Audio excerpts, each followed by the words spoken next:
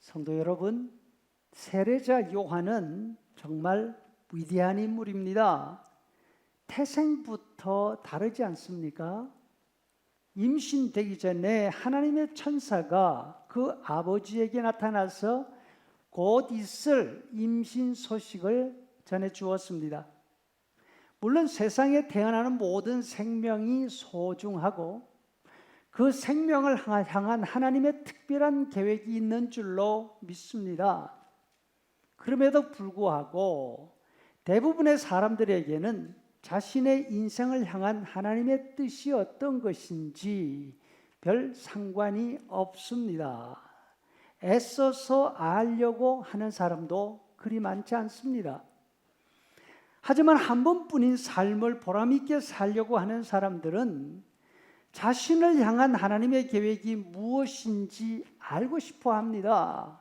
그것을 알기 위해서 작정하고 기도하기도 하지 않습니까? 금식을 하기도 합니다. 기도원에 들어가서 외부와 모든 접촉을 끊고 하나님과 담판하듯이 하기도 합니다. 보통 사람들은 잘해야 부모님의 뜻 아니면 자신의 포부를 펼치는 것이 이 세상을 사는 목적입니다. 부모님의 뜻을 알거나 자신의 포부를 세우고 사는 이런 사람도 드뭅니다. 대부분의 사람들에게는 하루하루 살아가는 삶도 벅차기 때문이죠. 그러나 이처럼 자신을 향한 하나님의 뜻을 알고 싶어 하는 사람들은 그 삶이 남다르지 않습니까? 우리에게도 이런 마음이 있으면 참 좋겠습니다. 이렇게 태어난 요한이 맡은 사명은 무엇입니까? 곧 오실 메시아를 위해서 메시아 사역을 준비하는 일입니다. 일찍부터 사역 준비를 위해서 세속을 떠나서 광야로 들어갔습니다.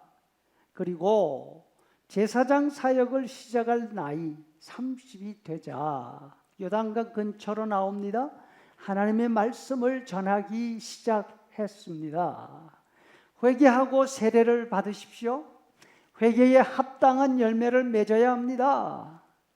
세례자 요한은 헤롯 왕의 죄까지 지적합니다. 그러다가 감옥에 갇히게 됩니다. 여러분, 세례자 요한은 예수님의 사역을 위해서 미리 길을 준비하는 사람입니다.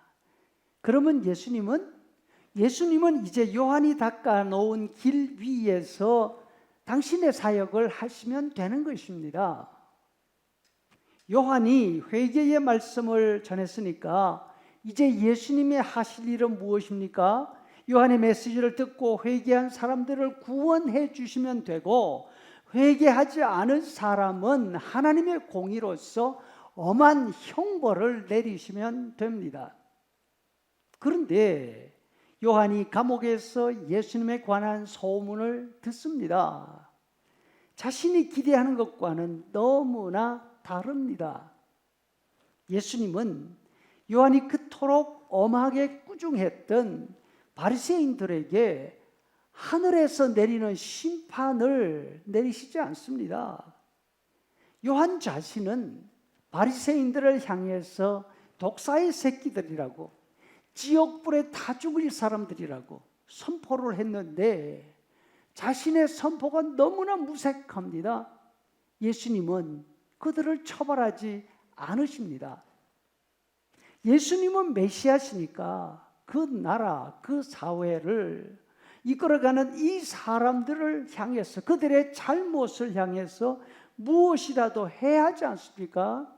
그런데 예수님은 그 사람들에게 크게 관심을 가지시지 않습니다.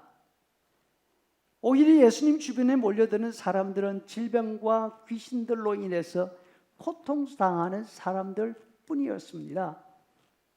예수님은 그들을 만나 주십니다. 그들을 말씀으로 가르치시고 고쳐주십니다. 요한이 보기에는 너무나 안타까웠습니다.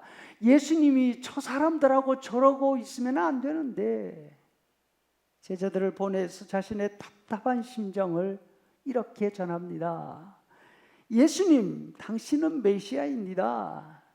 지금 하고 있는 그런 일들은 뒤로 하시고 급하고 중요한 일부터 하셔야죠. 이 사회를 하나님의 공의로 바로 잡으셔야 합니다. 예수님이 대답하십니다. 하나님께서 원하시는 것이 무엇입니까? 제사가 아니라 긍휼입니다. 내가 먼저 할 일은 이 병든 자들을 고치고 죄인들을 불러 모으는 일입니다. 여러분, 이 시대 사람들이 모든 것이 불공평하다고, 공의가 필요하다고 소리치고 있습니다. 예수 믿는 사람들도 하나님의 공의가 어디 있느냐고, 세상의 잘못된 모습들을 보면서 세례자 요한처럼 분노합니다. 하나님의 공의를 말하면서 심판을 쏟아붓고 싶어 합니다. 그런데 자신들은 이 세상 불의와 무슨 상관이 있습니까? 마치 세상의 잘못된 악과 아무런 상관이 없는 사람인 것처럼 생각도 하고 행동도 하고 있습니다. 하지만 우리는 세례자 요한이 될 수가 없습니다. 우리는 하나님의 공의나 하나님의 심판을 선포하는 선지자가 아니라 하나님의 긍휼하심이 필요한, 하나님의 긍휼하심으로 우리의 죄로부터 구원받아야 할 죄인들이라는 사실을 기억해야 할 것입니다.